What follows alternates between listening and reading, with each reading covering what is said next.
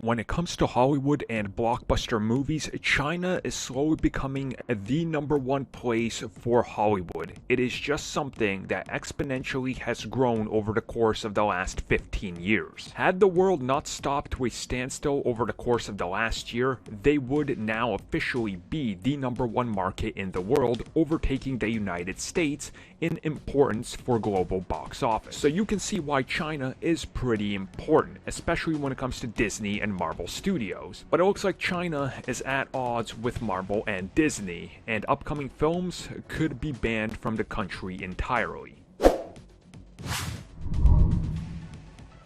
So just so people understand what I'm talking about, Avengers Endgame made over $600 million in China alone. Spider-Man Far From Home, over $200 million. Again, it's a huge market. It's a market every single studio is trying to capitalize on, especially due to Chinese restrictions of what films can come out there and how many per year. Specifically due to the fact that they allow a maximum of 10 to 14 films a year, and you really have to fight every other studio over what you're going to put out there. And if you can score that spot, you can guarantee it's going to be pretty lucrative. Now, this year is really important when it comes to Marvel Studios and Disney.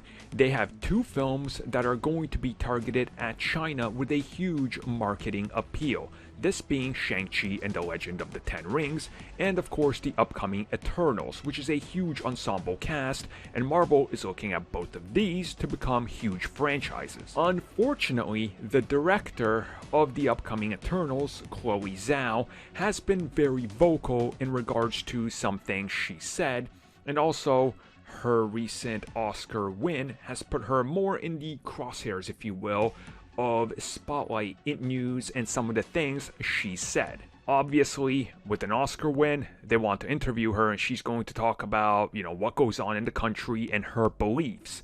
So China doesn't want any of that out there, so they're like, well, it's her film. We don't want that here. We don't support what she's saying about us. So, okay, I get what the government is saying. Now you're probably questioning, okay, why Shang-Chi? Well, Shang-Chi, as most of you know, Fu Manchu. The caricature? Yeah, in the comics, that was a whole mess. It came at a very interesting time in the world, let's put it that way. Of course, anybody with a brain knows why the Mandarin had to be changed in Iron Man 3. I mean, you can't do that Mandarin. It is just racially insensitive. Times have changed over the last 30 to 40 to 50 years.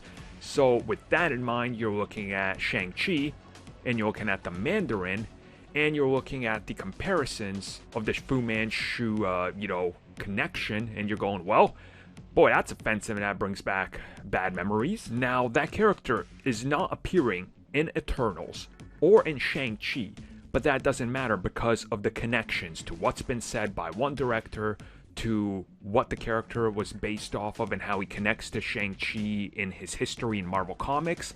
Again, this puts them in a very bad position. Which then again brings us to a list that was released of what foreign films are coming to China. And lo and behold, Marvel Studios films are not on there. These two specifically for what I just stated.